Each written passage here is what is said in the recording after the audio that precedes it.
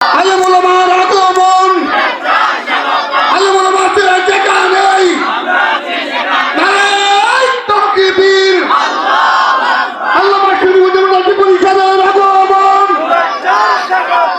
এই এলাকার গ্রামবাসীর পক্ষ থেকে নারায়ে তাকবীর।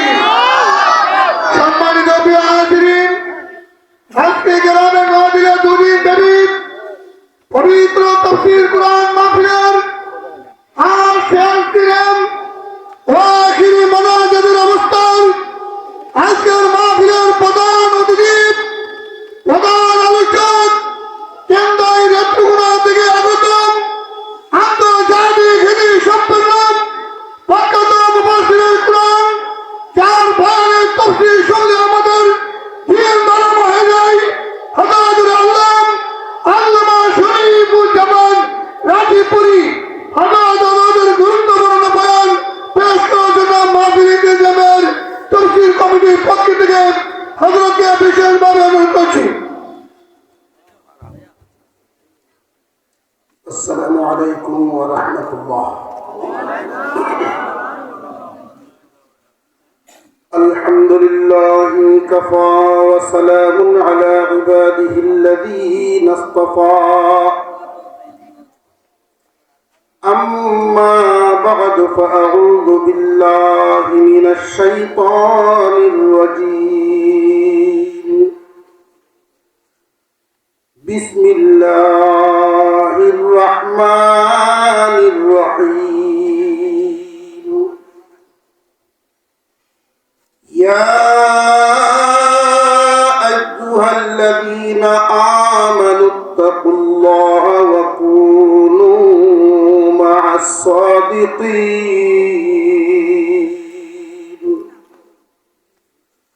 صدق الله العظيم. وقال رسول الله صلى الله عليه وسلم: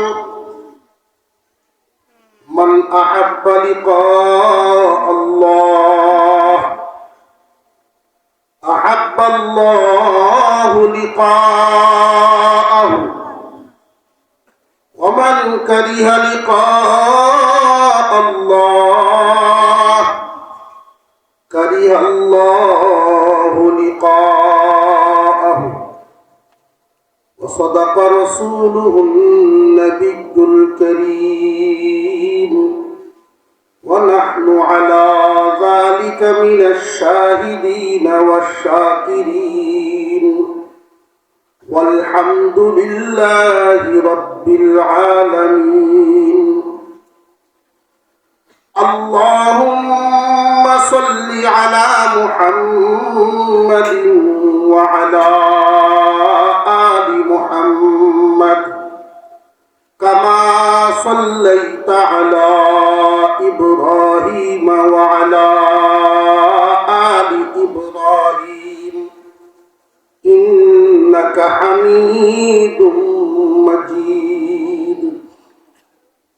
اللهم بارك على محمد وعلى آل محمد كما باركت على إبراهيم وعلى آل إبراهيم إنك حميد مجيد.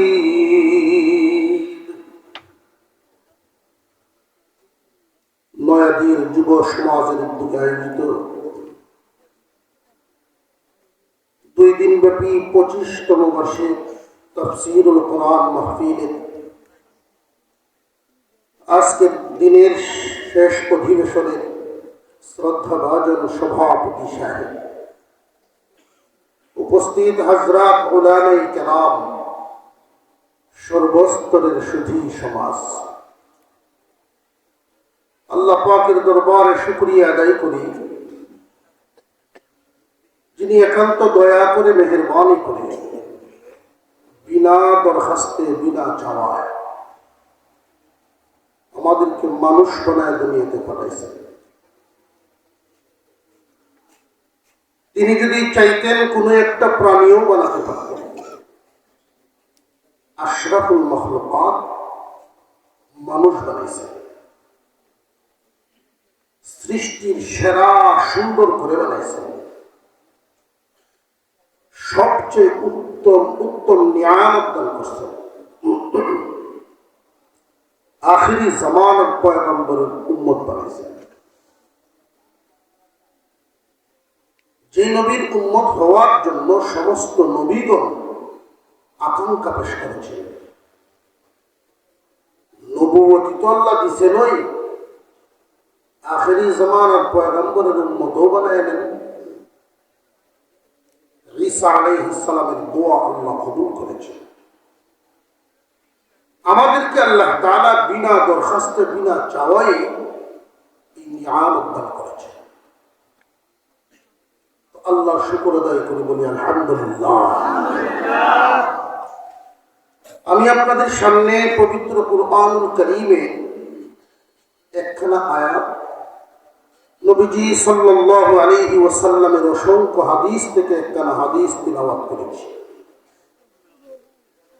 এই আয়াত এবং হাদিসের আলোকে শেষ পর্যায়ে এসে বসে কিছু আলোচনা করা, আমরা আখিরি মুনাজাত পর্যন্ত শামিল থাকব। মনোযোগের সাথে আমলের নিয়তে এই কথাগুলো শুনব ইনশাআল্লাহ। আল্লাহ তাআলা ডাক দিয়ে বলেন, ইয়া আইয়ুহাল্লাযীনা আমানু, হে ঈমানদাররা, ইত্তাকুল্লাহ, আল্লাহকে ভয় করো, ওয়া কুনু মা'আস সাদিকিন, আল্লাহ ওয়ালাদের সাথী হও।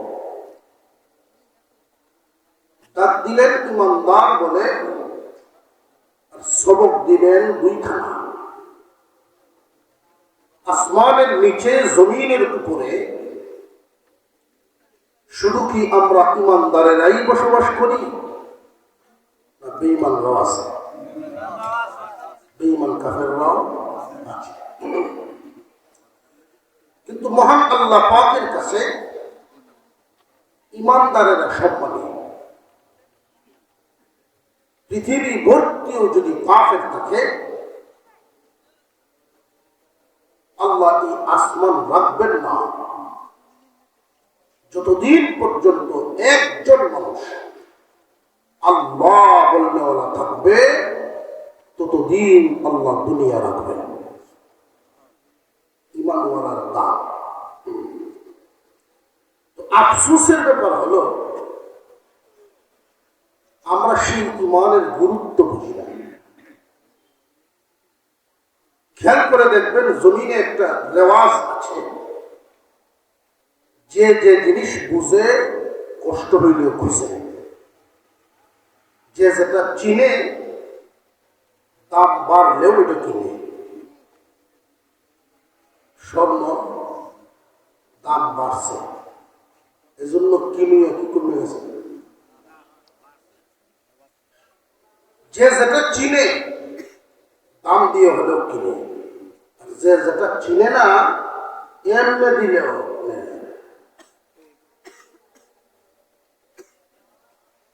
এক লোক কৃষক মানুষ,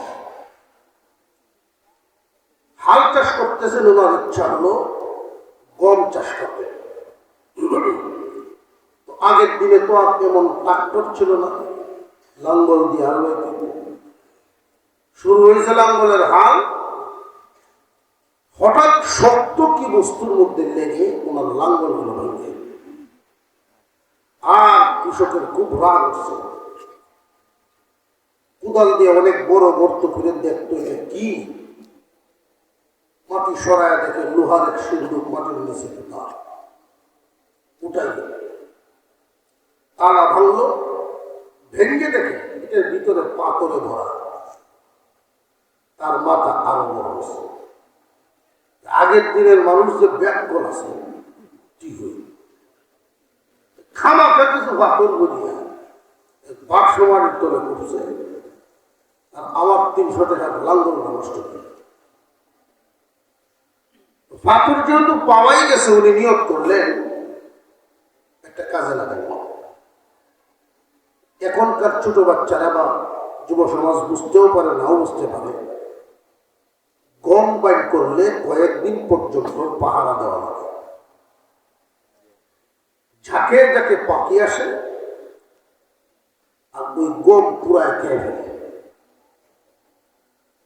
চারাগুলো উঠার আগ পর্যন্ত পাখি তাড়ানোর কাজ করা লাগে সকাল বিকাল। এটা কৃষক যারা তারা বুঝবে। এখন তো গম চাষই উঠে যেতেছে আমাদের দেশে, একসময় ছিল। তো উনি করেন কি, প্রত্যেক দিন সকালে একবার বিকালে একবার কতগুলো পাথর বের করেন আর সামনে তো পাখি আইলে এটা দিয়ে ইটে দেন, ডিল বানান শুরু। 4-5 দিন গেল, সর্বশেষ যে পাথরটা ছিল ওইটা যখন উনি মারেন, তো আগে তো আরেকটা প্রচলন ছিল, হাওড় কোনাকুনি হাঁটার চলন। মানুষ হাঁটতে হাঁটতে, আপনাদের এই গ্রামের মানুষও হয়তো এমন ছিলেন, হাঁটতে হাঁটতে ব্রাহ্মণবাড়িয়া ছিল না ছিল। এখন যদি 1 কিলো হয় রাস্তা, আধা ঘন্টা অটোর জন্য দাঁড়ায় থাকবে, হাঁটতে রাখে। এই জন্য আমাদের হালত ফার্মের মুরগের মতো, বেশি মুরগের সুবিধা।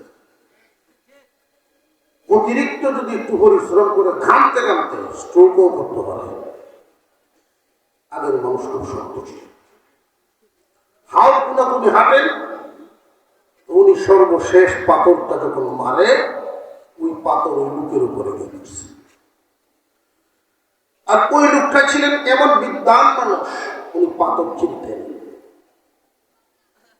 পাথরটা যদিও ওনার গায়ে পড়ছে, একটু ব্যথা পাইছে, যেই পাথরের দিকে ওনার নজর গেছে, ব্যথার কথা মনে নেই। এই বিশাল হাওরে এই পাথর করতে গিয়ে আসলো।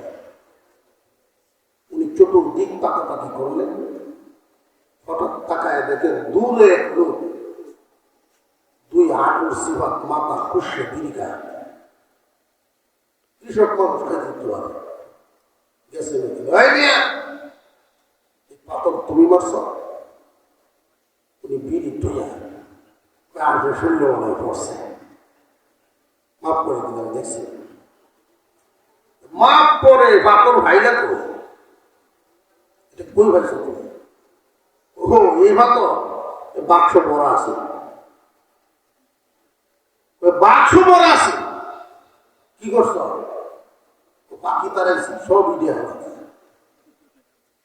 সর্বনাশ করছে।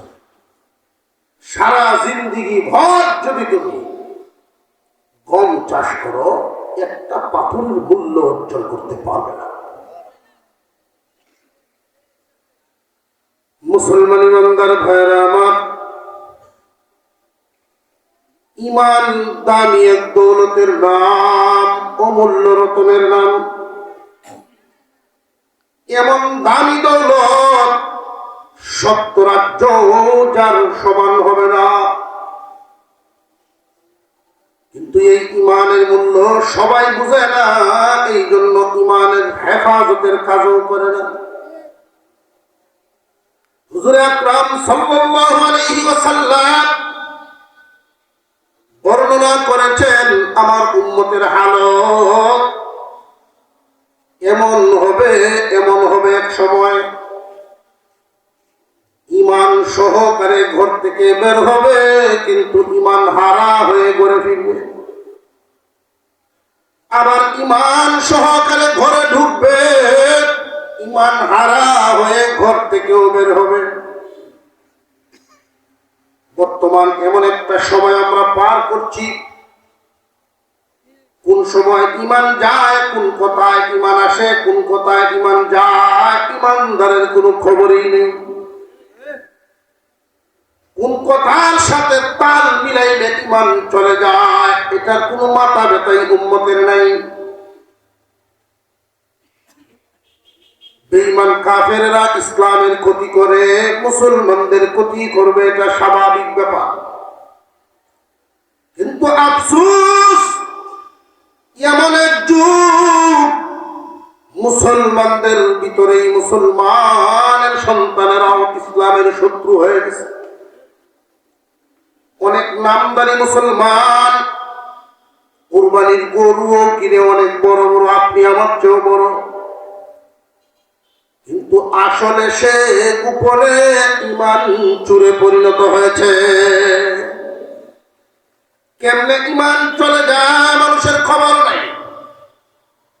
আল্লাহ পাক এই আয়াতের শুরুতে যে ডাক দিলেন, ইয়া আইয়ুহাল্লাযীনা আমানু, হে ঈমানওয়ালা। এর একটা অর্থ হলো ও জান্নাতের মালিকরা। প্রত্যেক ঈমানওয়ালাই জান্নাতের মালিক। কিয়ামতের কঠিন ময়দানে প্রথমত সমস্ত মানুষগুলোকে আল্লাহ দুই ভাগে বিভক্ত করবেন, একদল ঈমানদার আর একদল বেঈমান।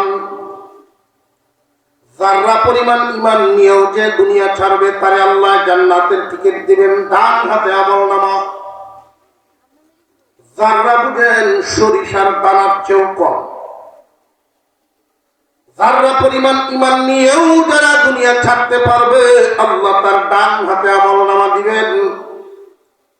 ঈমান হারা হয়ে যারা দুনিয়া ছাড়বে বাম হাতে আমলনামা পাবে। আফসোসের ব্যাপার হলো ওই দিন ডান হাতে আমলনামা পানে ওয়ালারা খুশিতে আত্মহারা হইয়া ওই দিকে যখন তাকাবে, বাম হাতে আমলনামা নিয়ে দাঁড়ায় আছে তার পরিচিত অনেক মানুষ। দেখে জিজ্ঞাসা করবে, কি গো অমুক ভাই, তুমি না দুনিয়ার জমিনে মুসলমান হিসেবে জানতাম তোমাকে, মুসলমানের সন্তান না তুমি ছিলা, আজকে বাম হাতে আমলনামা নিয়ে কেন দাঁড়াইলা? যে আফসোস, বদনসিব আমার, যদিও মুসলমানের ঘরেই জন্ম নিয়েছিলাম, ঈমানদারদের সমাজে জীবন যাপন করেছিলাম, কিন্তু আমার চলাফেরা, আমার কথাবার্তা, আমার চিন্তা ধারণা কাফেরদের সাথে বেশি মিল ছিল, মুমিনদের সাথে না। যেই কারণে দুনিয়া থেকে আসার সময় ঈমান আনতে পারি না। মুসলমানদের সন্তান, তাদের কথার দ্বারা বেঈমানদের সাথে তাল মিলা যায় এমন মানুষ জমিনে আছে না নাই? কোন কথায় ঈমান চলে যায় এটাই মানুষ বুঝে না। বর্তমান একটা কথা যে চালু হয়েছে সমাজে, আপনারা হয়তো অনেকেই শুনেছেন, জেনেছেন, বাউল গাতককে পুলিশে অ্যারেস্ট করেছে। বাউল গান গায়, এই কারণে আমার মুসলমানদের একদল তার পক্ষে হয়ে দাঁড়ায়। কথাগুলি বুঝার জন্য ইমানের হেফাজত করা কিন্তু প্রত্যেকের নিজ নিজ দায়িত্ব। কোন একটা বাজারে যদি চোর ঢুকে, ডাকাত ঢুকে, ডাকাতের দায়িত্ব চুরি করা, তার চিন্তা হবে এমন। কিন্তু প্রত্যেকটা বাজারেই, যত বড় বাজার হোক, মাঝারি লেভেলের হোক, দোকানপাট যদিও কম হয়, মোটামুটি প্রত্যেক বাজারে পাহারাদার আছে না নাই? পাহারাদারের কাজ কিন্তু ডাকাতের সাথে মারামারি করা না। পাহারাদারের কাজ হলো, যদি ডাকাত দল আক্রমণ করে, সে যদি বুঝতে পারে আমার দ্বারা মোকাবেলা সম্ভব না, আমার কথায় ওরা যাবেও না, বরং আমার উপরে আক্রমণ আসতে পারে, পাহারাদারের দায়িত্ব হলো এলাকাবাসীকে সতর্ক করে দেওয়া। দোকানদার নিজ দায়িত্বে নিজের মাল হেফাজত করবে। ওই সময় যদি কোনো দোকানদারের চিন্তা হয় এমন, ঘুমাচ্ছি, ঘুম শেষ করি আগে মাল দেব উপরে, তার কাছে মালের চাইতে যদি গুমের মূল্য বেশি হয় তাহলে মাল চুরি হবে, এটা স্বাভাবিক। সহজভাবেই বোঝা যায় তার কাছে মালের মূল্য নাই। এই দেশের উলামায়ে কেরাম শুধু ইসলামের পাহারাদার, ইসলামের শুধু পাহারাদারি করবে আলেম ওলামা। নবী করিম সাল্লাল্লাহু আলাইহি ওয়াসাল্লাম এই দিন রেখে গেছেন সমস্ত উম্মতের ঘাড়ে। সমস্ত উম্মতের জিম্মাদারি আল্লাহর দিন আল্লাহর জমিনে কায়েম করবা। এই দিন টিকিয়ে রাখার জন্য যদি প্রয়োজন হয় জীবন দিতে হবে। জীবন গেলে জীবন পাওয়া যাবে, কিন্তু ঈমান হারাইলে ঈমান আর মিলবে না। মুসলমান ভাইয়েরা আমার, আলেম ওলামাগণ শুধু সতর্ক করে দিবে এই কাজ করলে ঈমান চুরি হয়ে যাবে। যেই ঘরে মাল বেশি ওইখানেই চুর বেশি। আল্লাহ বলেন, হে দৌলতওয়ালা, ঈমানওয়ালা মানে হে দামি দৌলতওয়ালা, তুমি কিন্তু নিরাপদ নও। যেই দৌলতের বিনিময়ে জান্নাত দিবেন, দৌলত কি দাম কম না বেশি? আরো জোরে কম। কোন একটা টিকেটের দাম যদি এমন হয় যে কারোর কাছে এমন একটা কার্ড আছে, এই কার্ড যেই নিয়ে যাইতে পারে, ব্যাংকে গেলেও টাকার অভাব নেই। এই কার্ড নিয়ে বাজারে গেলে টাকা ছাড়াই বাজার হয়। এই কার্ড নিয়ে এয়ারপোর্টে গেলে টিকিট ছাড়াই সিট মিলে। এই কার্ড নিয়ে যদি বর্ডার পার হইতে চায়, ভিসা লাগে না, অটোমেটিক পার হয়। তাহলে এই কার্ড কি কম দামা না বেশি দামা? এই কার্ডের পিছনে চুর ডাকাতের অভাব হবে না, কারণ হাজার মন দান চুরি এর চাইতে এই কার্ড চুরি উত্তম। এই কার্ড থাকবে যার কাছে, সবকিছুই তো তার কাছে। হে ঈমানওয়ালা, জীবন হারাইলেও ঈমান হারায় না। কিন্তু আমরা তো ঈমানের গুরুত্ব বুঝি না, এই জন্য খেয়ালও করি না কি করলে ঈমান চলে যাবে। হাসতে হাসতে আমাদের অনেকের ঈমান চলে যায়। কলঘাতকের পক্ষে বুদ্ধিজীবীরা দাঁড়ায়, উকিল দাঁড়ায়, জনগণেরও একদল দাঁড়ায় যায়। এবার কলঘাট কইছে তো কি হইছে? মাসারা একখান বলি, যাত্রা গানও তো জমিনে হয়। আজকের প্রবাসী এবং দেশি যুবকেরা মিলে যেইভাবে আয়োজন করেছে, এই আয়োজন তো এমন এক তাফসীর মাহফিলের আয়োজন। এর ফজিলত হলো আজকে এখানে যারা আসলেন, আপনাদের জন্য সম্মিলিতভাবে একাকী হয়ে দোয়া করে অঞ্চলের সমস্ত মাখলুকাত, এমনকি গর্তের পিঁপড়াও আপনি আমার নামে দোয়া করে, আল্লাহ আজকে যারা এখানে বসলো এদেরকে মাফ করে দাও। ওরা দোয়া করে, কারণ কি? আল্লাহর নামের আলোচনা, কোরআন হাদিসের আলোচনা হবে যতদিন, কিয়ামত হবে না ততদিন। দুঃখজনক ভাবে হলে সত্য, এমন ঘটনাও জমিনে ঘটে। মানুষ গুনাহ করে একাকী নীরবে নিবৃত্তে, এটাও যেমন অপরাধ, এর চেয়ে বেশি মারাত্মক অপরাধ হলো ঘোষণা দিয়া সকলে মিলে আয়োজন করে যখন জমিনে গুনার কাজ হয়,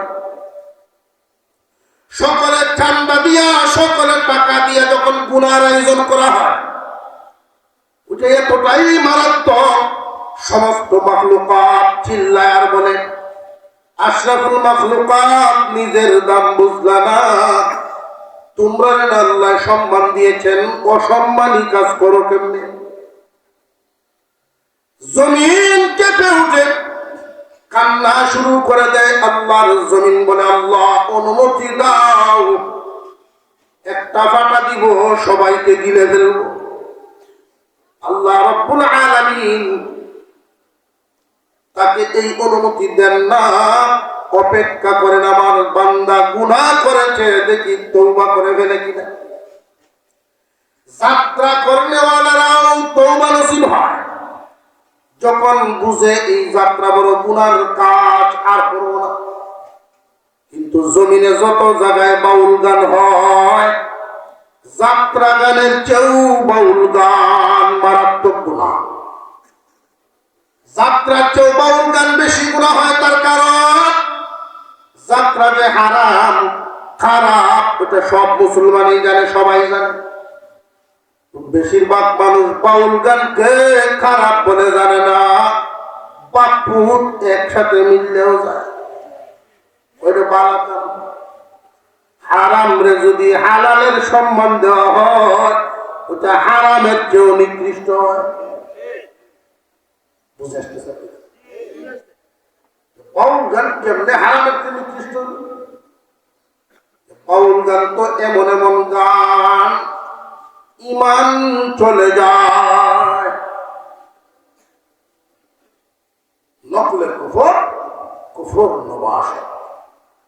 নকল করলে কুফর হবে না। আপনাদেরকে না বুঝাইলে বুঝবেন না কোন কথায় ইমান যায় আর কোনটায় আসে। যে গানে আল্লাহর মর্যাদা নষ্ট হয়, ওই গানে ইমান থাকে না চলে যায়? আল্লাহর মর্যাদা নষ্ট করনেওয়ালা তার ইমান থাকতে পারে না। রসুলের মর্যাদা কমানেওয়ালা তার ইমান থাকতে পারে না। কোরআনের বিরোধিতা করনেওয়ালা ইমান থাকতে পারে। আল্লাহ কোন রসুল রাদিয়া আল্লাহ গেলেন গাইব হইয়া।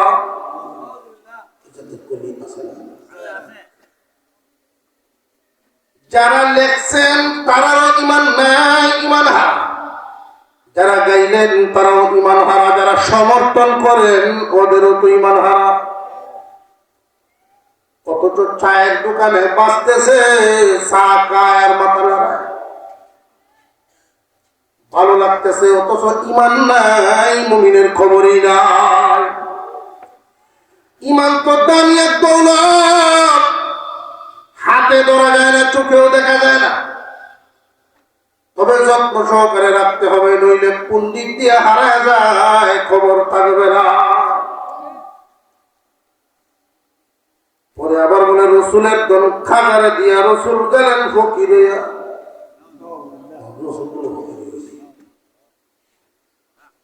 রসুলের ধন খাজায় পায়া বইছেন কি আজমিরে, কেউ ফিরে না খালি হাতে গেলে তার।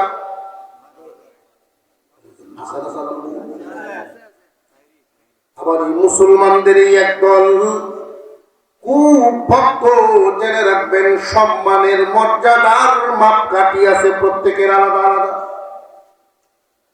কেউ যদি আইন কুটা ভঙ্গ করে, মাপকাঠি নষ্ট করে, স্বাভাবিক দৃষ্টিতে শালা সম্বন্ধিয়ার দুলাভাই যেইভাবে কথা বলা যায়, শ্বশুর চাচা শ্বশুরের সাথে কি এইভাবে বলা যেত?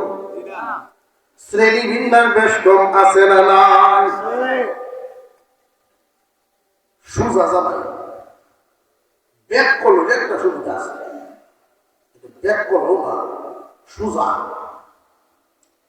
সুজা হইল সে যেটা বুঝে এটাই বুঝে, আরেকজনে বুঝতে গেছে। বাপে তারা বিয়া করাইছে, শ্বশুর বাড়ির থেকে আইসে বিশা বিয়াই আপনার হুজ্জে যায় আমার বাড়িতে, কেউ সাথে কোনো কথাবার্তা নেই।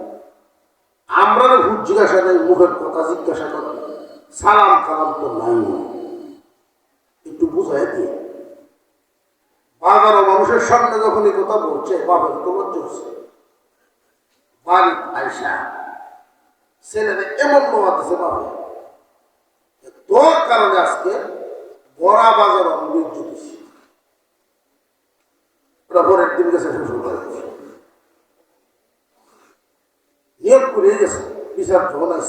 তো একটু শুদ্ধ হয়ে চলে গেল সুজা মানুষ যে ভাইসের শাশুড়ি উনি সিপ পারে উড়ি পারে মই দিয়ে যখন চাল উঠতে উড়ি পারে শাশুড়িকে কাশন করছে কাপড় কি লেমটি দিতে হচ্ছে মহিলা মানুষ উপরে উঠতে সিপ পারে সিপ বুঝে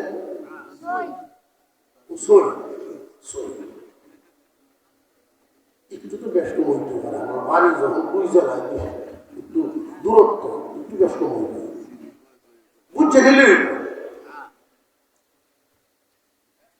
মনের তলে গিয়া যখন শাশুড়িকে সালাম দেয় জামাই আমার কেমন আছে না বাবা রে আমি তখন বানায় আসলাম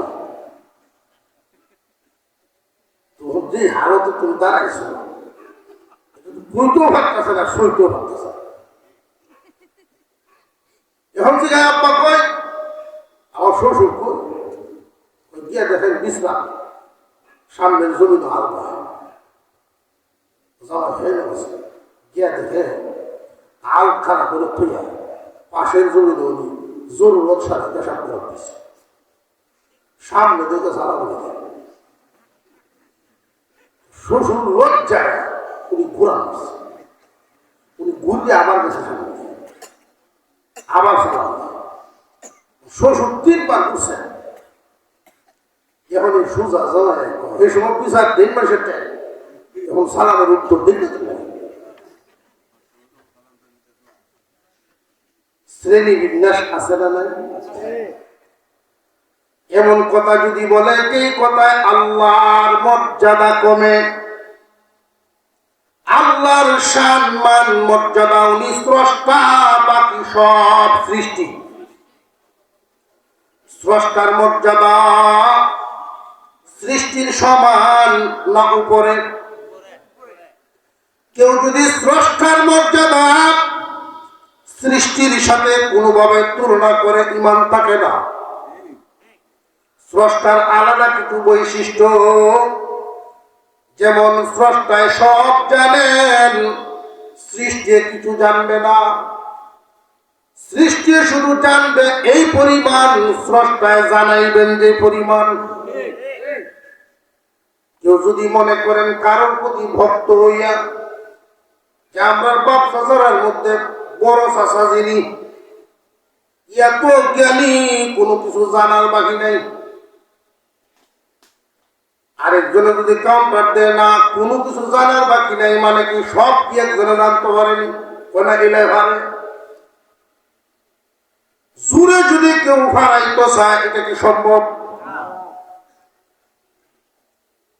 স্রষ্টা আর সৃষ্টি অবশ্যই বেশ কম টাকা চাই আমরা হলাম সৃষ্টি আমাদের দেখার জন্য চোখের দরকার হয়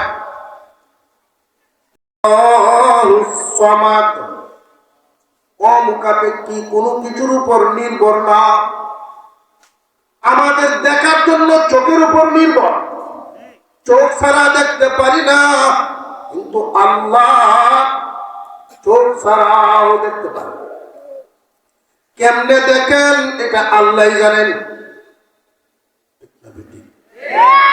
আমাদের চলার জন্য যে কোনো জায়গায় যাওয়ার জন্য কোনো মাধ্যম লাগে আল্লাহ পাক রব্বুল আলামিন সব জায়গায় থাকেন সব কিছুই দেখেন কিন্তু কোন সৃষ্টি সব জায়গায় একসাথে থাকতে পারেন না সবকিছু দেখতেও পারেন না এই হলো স্রষ্টার সৃষ্টির মধ্যে তফাৎ কেউ যদি কোনো পীরের কাছে মুরিদ হয় পীরকে সম্মান দেওয়া পীরকে মর্যাদা দেওয়া তাই বলে মর্যাদা সম্মান দিতে দিতে রসুলের চাইতে বেশি দেওয়া যাবে না রসুলকে মর্যাদা দেওয়া রসুলকে মানতে মানতে মর্যাদার আসন দিতে দিতে আল্লাহর সমান করা যাবে না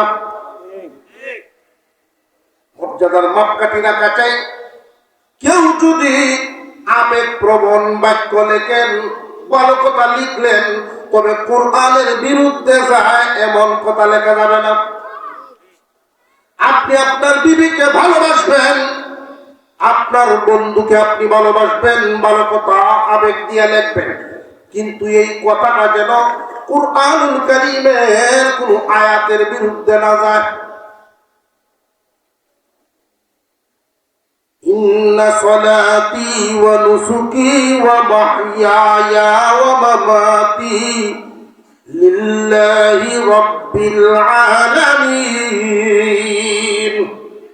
নিশ্চয়ই আমার নামাজ, আমার কুরবানি, আমার জীবন, আমার মরণ, আমার নামাজ, আমার কুরবানি। অর্থাৎ কি এখানে দুই কথা, নামাজ এবং কুরবানি দুই ধরনের ইবাদত। নামাজ পড়লে বডি লাগে, পয়সা লাগে না। আর কুরবানি দিলে পয়সা লাগে, বডি লাগে না। অর্থাৎ শারীরিক যত ইবাদত, মালি যত ইবাদত, শরীর মাল দুইটা মিললেও ইবাদত আছে হজ করা। শারীরিক ইবাদত, মালি ইবাদত একমাত্র আল্লাহর জন্য হবে। আমার জীবন, আমার মরণ, আমার গোলামি, আমার জিন্দেগি সব কার জন্য? কিন্তু এমনও লেখক আছে আবেগের ছুটে লিখে লাইছে। তার প্রেমিকার সামনে লেখছে, আমার জীবন, আমার মরণ সব তোমার। কোরআনের সাথে মিল রইল না পুরাপুরি আয়াত বিরোধী? বান্দা এটা জানেই না জীবন কার দেওয়া। আমার আপনার জীবন দেওয়ার মালিককে? আল্লাহর দেওয়া জীবন আমি আর একজনকে বলতেছি। মুসলমান জেনে রাখবেন, মাপকাঠি ঠিক রাখা চাই, আমাদের হুশ আসা চাই। আল্লাহ রাব্বুল আলামিন ঈমানওয়ালা বলে ডাক দিলেন, ইয়া আইয়ুহাল্লাযীনা আমানু, হে ঈমানদাররা, ইত্তাকুল্লাহা ওয়া কুনু মা'আস সাদিকিন। এক নাম্বার সবক আল্লাহকে ভয় করা। দুই নাম্বার সবক আল্লাহ ওয়ালাদের সাথী হয়ে যাও। সবক কয়টা? জবান খুলে আওয়াজ দিয়ে বলেন কয়টা? ভালো লাগতেছে না আপনাদের? মন মানসিকতার টানে বসতেছি, বেশি করতে গেলে সবক কয়টা? এই দুই সবক কেন দিলেন আল্লাহ ঈমানওয়ালাকে? আমি আগেই বলেছিলাম, এই জমিনের মধ্যে শুধু ঈমানদাররা না বেঈমানও আছে। তো আল্লাহর কাছে দাবি কারা, বেঈমান না ঈমানওয়ালা? ইয়ারফাইল্লাহুল্লাযীনা আমানু মিনকুম ওয়াল্লাযীনা উতুল ইলমা দারাজাত। আল্লাহ বলেন, এই জমিনের মধ্যে বসবাসকারী যারা ঈমানওয়ালা, সম্মানী হইল তারা। এই জমিনের মধ্যে বসবাস করেনওয়ালা যারা, এর মধ্যে সম্মানী ঈমানওয়ালারা।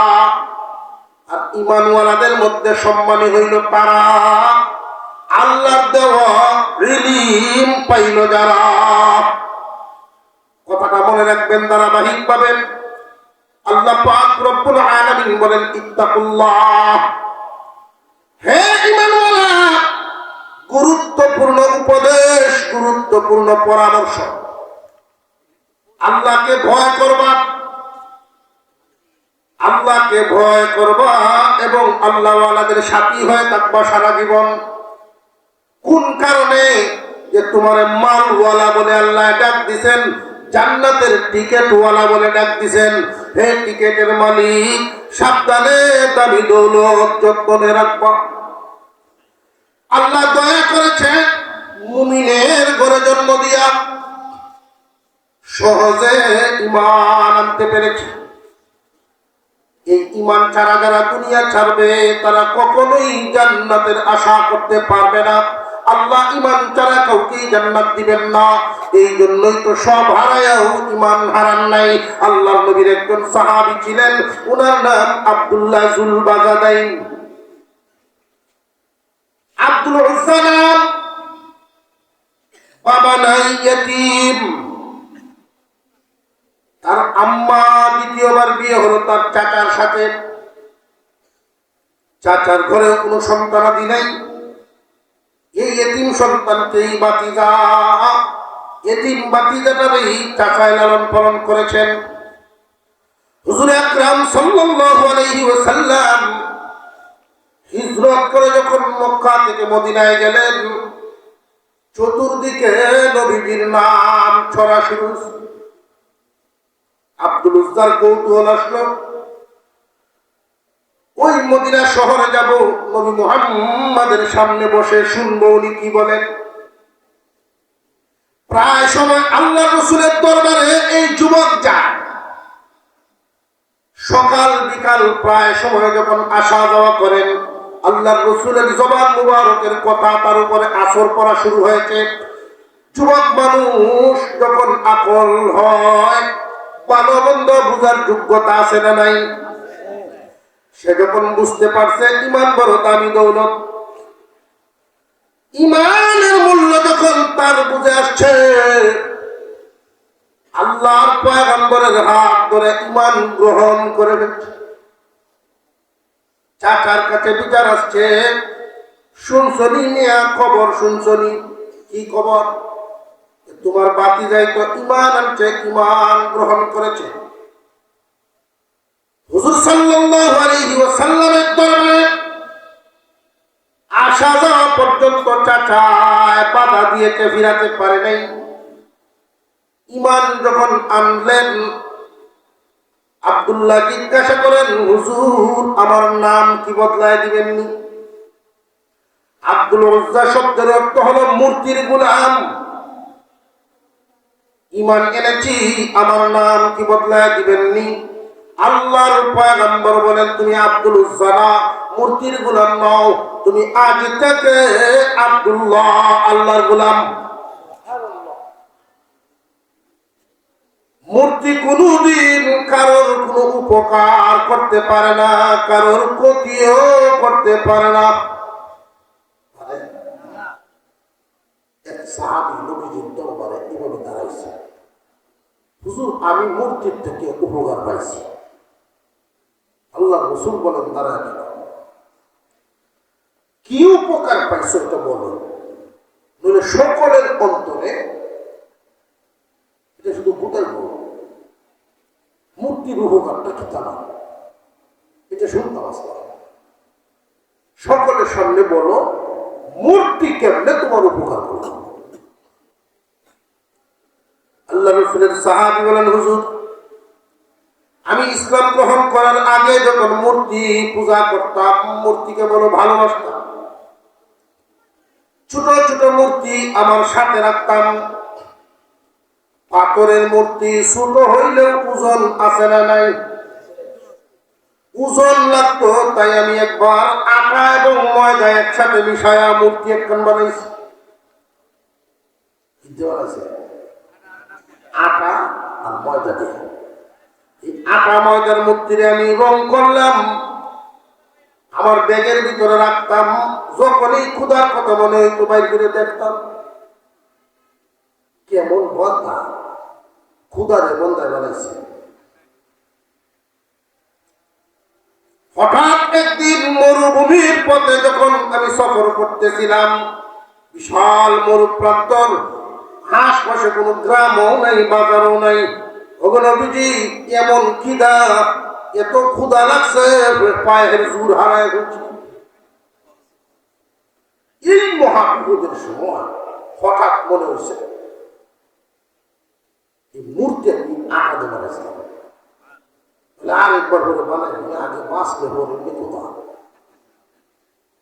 এই দিন আমি মূর্তি খাই গেছিলাম, আমার খিদা নিবারণ হয়েছে, একটু অধিকার পাইছিলাম। আল্লাহ রসুল বলেন, তোমরা সবাই শুনছ, সবাই তো মুসকে মুসকে হাসতেছে রসুলের সামনে, শব্দ করে তো আর কেউ হাসছে না। রসুল বলেন, শোনো, এই উপকার খিদা দূর হওয়া এটা মূর্তির দ্বারা হয় না, আটার দ্বারা হয়েছে। এই উপকার মূর্তি করছে না, উপকার আদায় করছে। যদি পাথরের বানাতে খাইতে পারলা না, আটা এবং আটা দিয়ে বানানোর কারণে খাইছে। কোন মূর্তি কারণ ফায়দা দিতে পারে না। আজ থেকে তোমার নাম আব্দুল উজ্জা পরিবর্তন করে আব্দুল্লাহ রেখে দিলেন। ঈমান এনেছেন নওজোয়ান নতুন যুবক, চাচার কাছে বিচার আসছে, ফিরাইতেও পারলে না, আর মুসলমান থেকেও ফিরাইতে পারল না। তোমার ভাতিজা ঈমান এনে মুসলমান হয়ে গেছে। আজীব আশ্চর্য, চাচা খুব রাগান্বিত। আব্দুল্লাহকে ডাইরেক্ট হুমকি, আজ থেকে মুহাম্মাদের দরবার ছাড়তে হবে, আর নইলে আমার বাড়ি ছাড়তে হবে।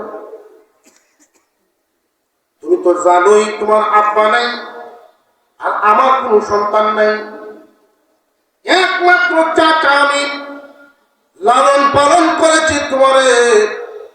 আমি হুকুম দিলাম মুহাম্মাদের দরবার ছাড়তে হবে, আর নইলে আমার বাড়ি ছাড়ব।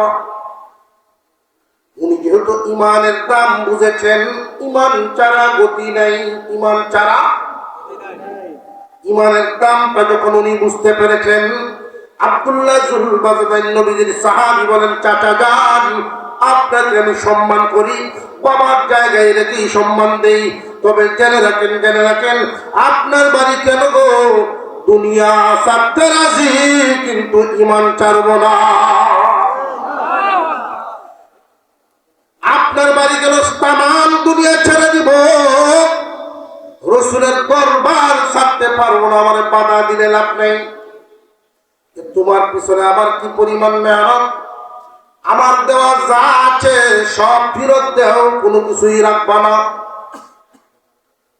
চাচা যা কিছু দিয়েছিলেন, ঘর বেঁধে দিয়েছিলেন, ঘর নিয়ে নিলেন।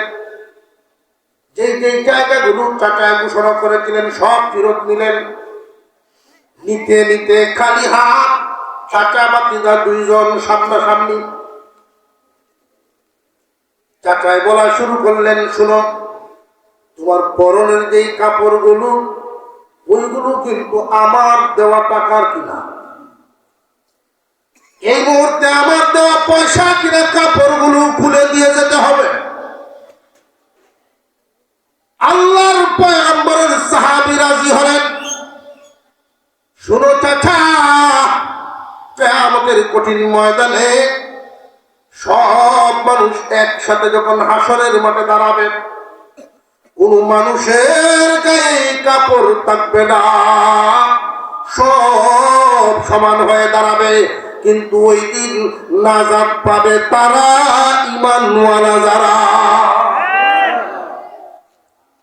আমি কাপড় হারা হব, ঈমান হারা হব না।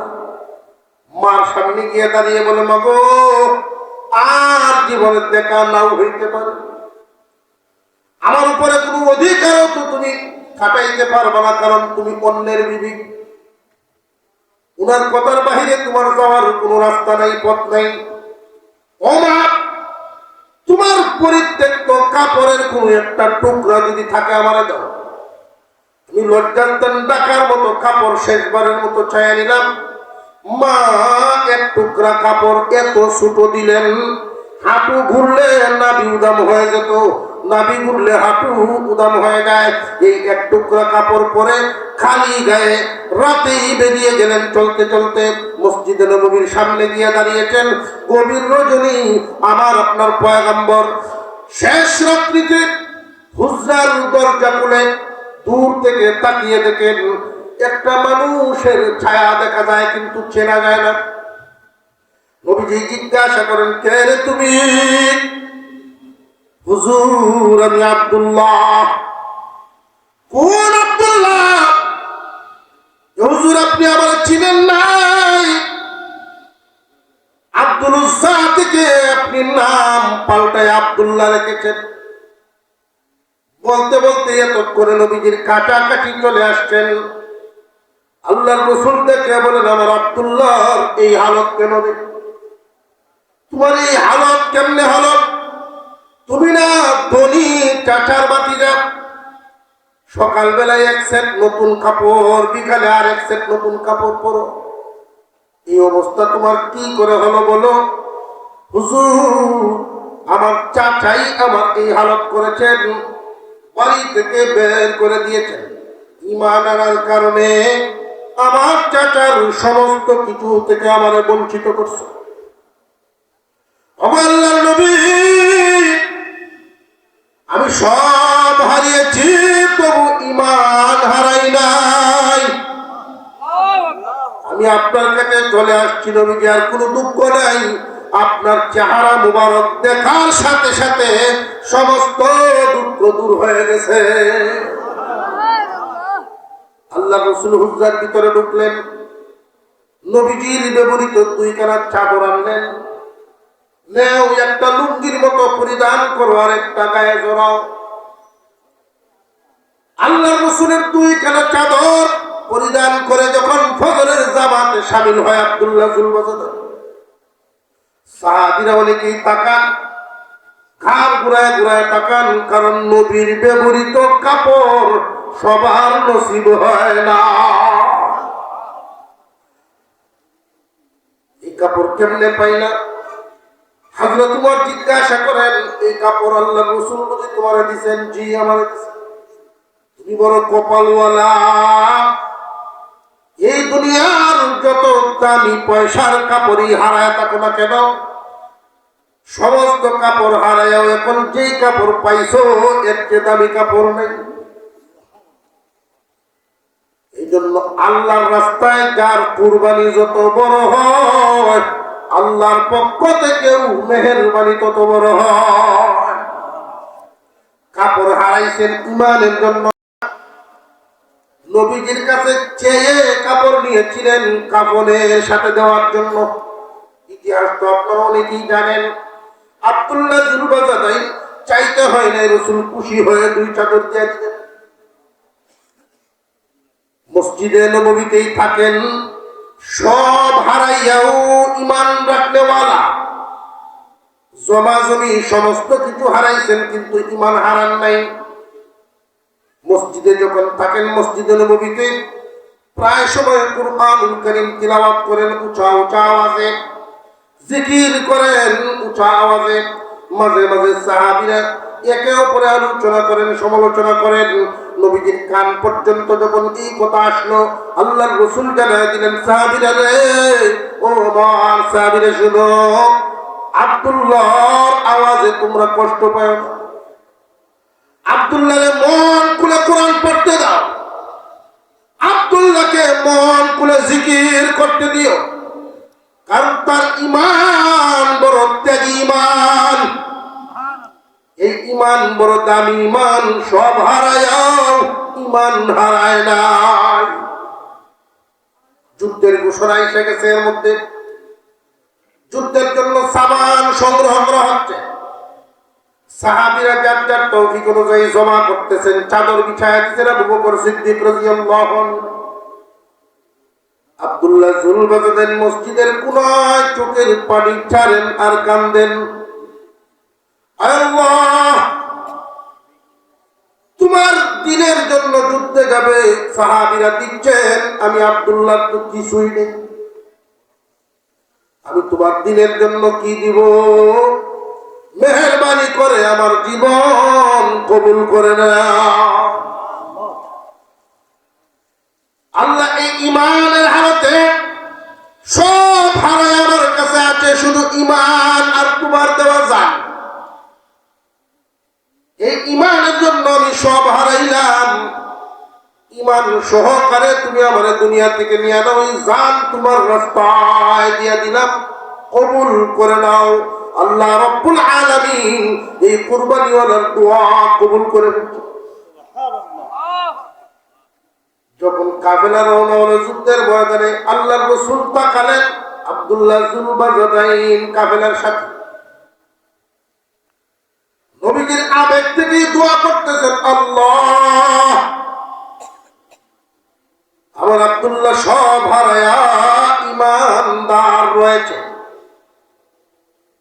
আল্লাহ যুদ্ধের ময়দানে কোন কাফের যেন আমার আব্দুল্লাহর রক্তের ফোঁটা জড়াইতে না পারে। আব্দুল্লাহর গায়ে যদি রক্ত ঝরে আমি মুহাম্মাদের কষ্ট লাগবে। আল্লাহ সবাইকে হারাইয়া আমার ভালোবাসা এসে চলে আসছে, মসজিদের নবীতে থাকে, আমার হেফাজতে থাকে, যুদ্ধের ময়দানে যাচ্ছে, আমার চোখের সামনে যদি কোনো কাফেরের আঘাতে রক্তাক্ত হয় আমার বড় কষ্ট লাগবে। আল্লাহ কোন কাফের যেন আমার আব্দুল্লাহর রক্ত জড়াইতে না পারে। আমার আপনার পয়গম্বরের দোয়া কবুল ওই বলে না তো। আওয়াজটা যখন দুর্বল লাগে বোঝা যায় কোনো সন্দেহ আছে।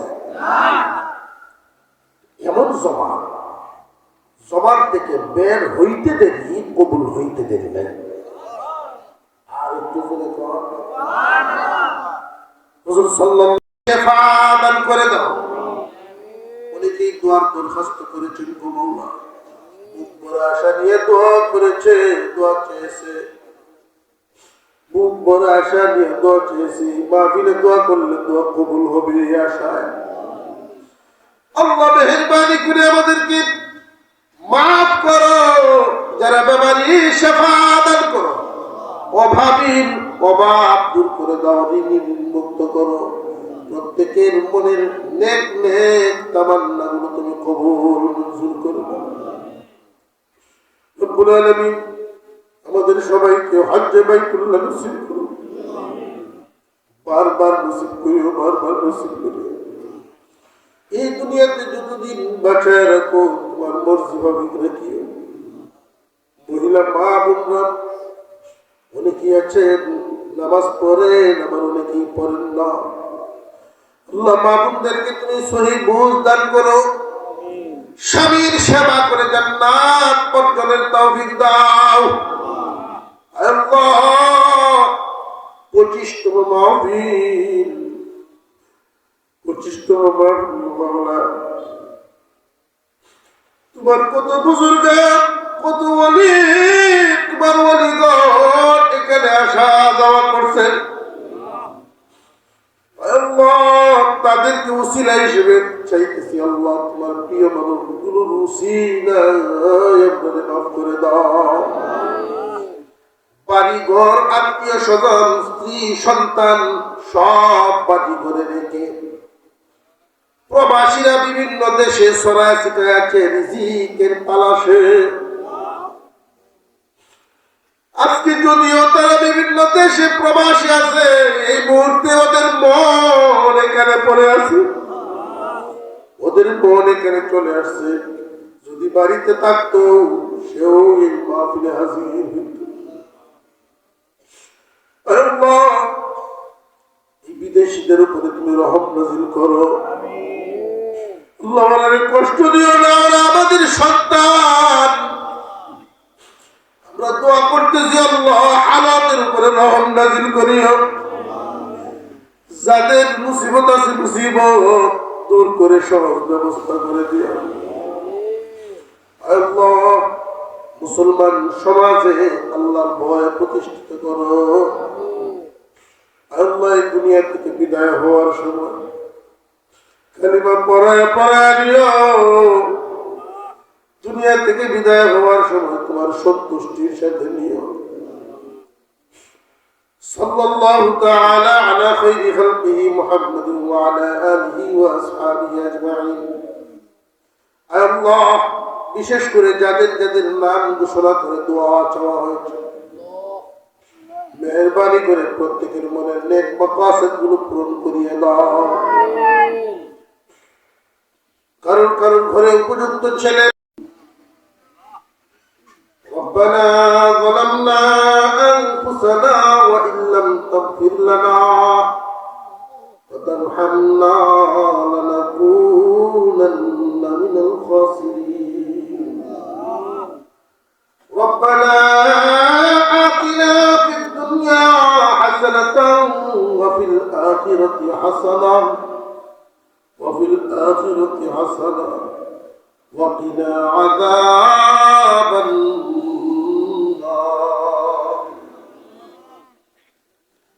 رب ارحمهما كما ربياني صغيرا رب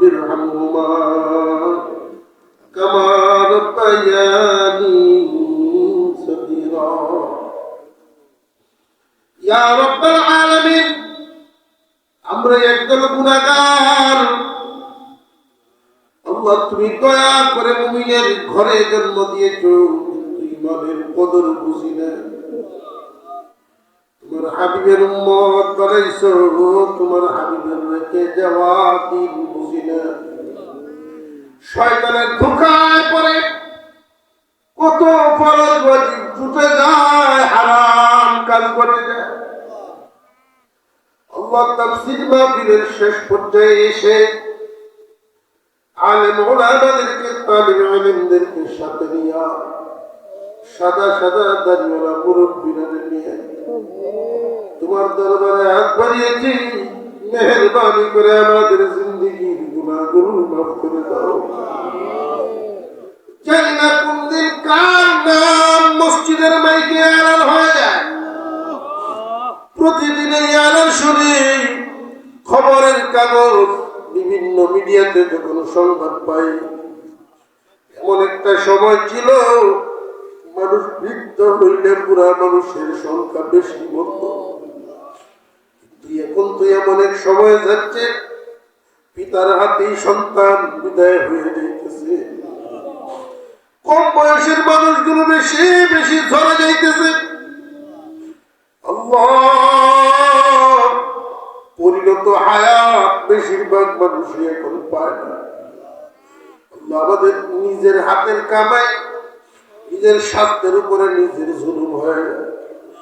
আল্লাহ, আমরা এখানে যারা আছি, মেহেরবানি করে আমাদের জিন্দেগির গুনাহগুলো তুমি মাফ করে দাও আল্লাহ। আল্লাহ, আমাদের অনেকেরই মা নাই, বাবাও নাই। চোখ বন্ধ করলে মা বাবার চোখ, মা বাবার চেহারা চোখের সামনে ভেসে উঠে। আমাদেরকে মানুষ করার জন্য আমাদের মা বাবা কত কষ্ট করেছেন, আমাদেরকে পড়াশোনা করানোর জন্য কি পরিমাণ কুরবানি তারা গ্রহণ করেছেন। ভালো একটা কাপড় কিনেন নাই, ভালো এক জোড়া জুতা পরেন নাই, এর চাইতে খাতা কলম কিনে দিব সন্তান। বুক ভরা স্বপ্ন নিয়ে সন্তানকে মানুষ করেছেন, যাওয়ার সময় কাপড়ের কাপড় ছাড়া কিছুই নেয় নেই। আল্লাহ, আমাদের আব্বা আম্মার কবরগুলোর জান্নাতের টুকরা বানায় দাও। আমাদের প্রত্যেকের মা বাপের কবরগুলোর জান্নাতের টুকরা বানায় দাও।